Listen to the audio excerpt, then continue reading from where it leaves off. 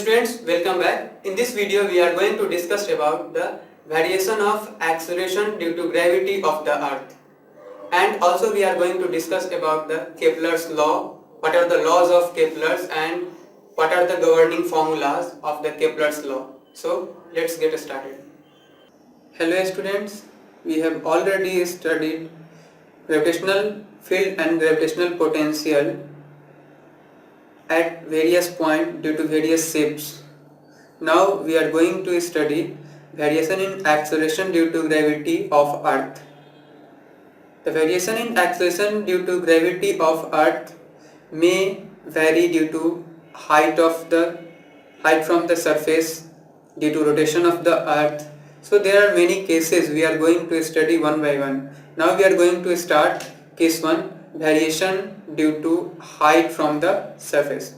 Now let us consider a earth of radius r and mass m.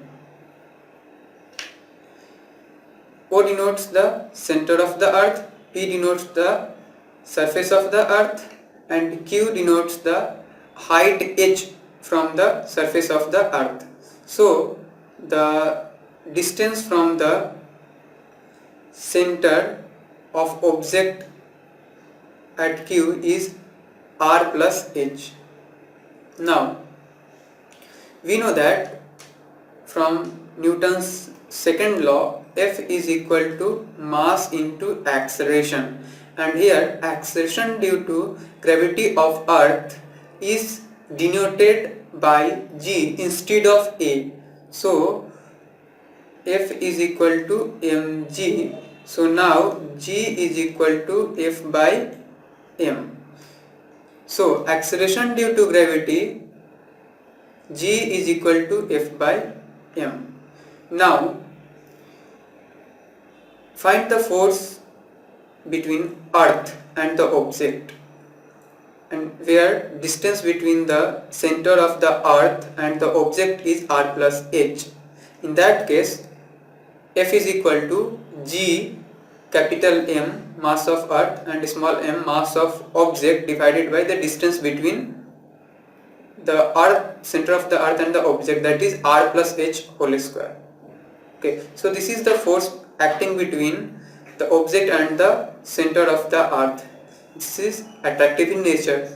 Now we are going to divide this from the mass of the object, so we can find the acceleration due to gravity of the earth. So g is equal to F by m. This is the F value, so we will divide by small m. So g is equal to gm by r plus h whole square.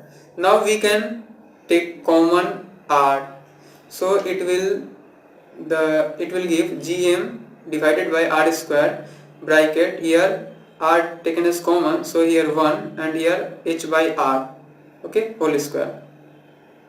Since g naught is equal to gm by r square is g at surface, now we can put h is equal to 0 here, h is equal to 0. If we want to find acceleration due to gravity on the surface of the earth, here h is equal to 0. So put here h is equal to 0 to find acceleration due to gravity of the earth at the surface. So g naught is equal to gm by r square.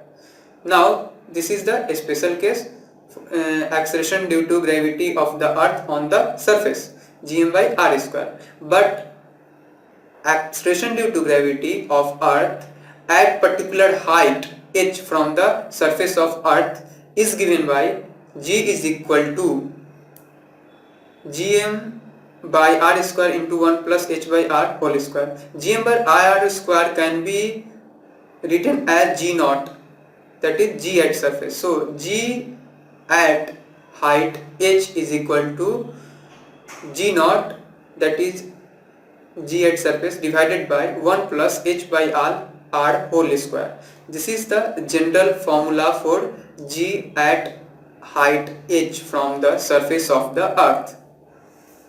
Now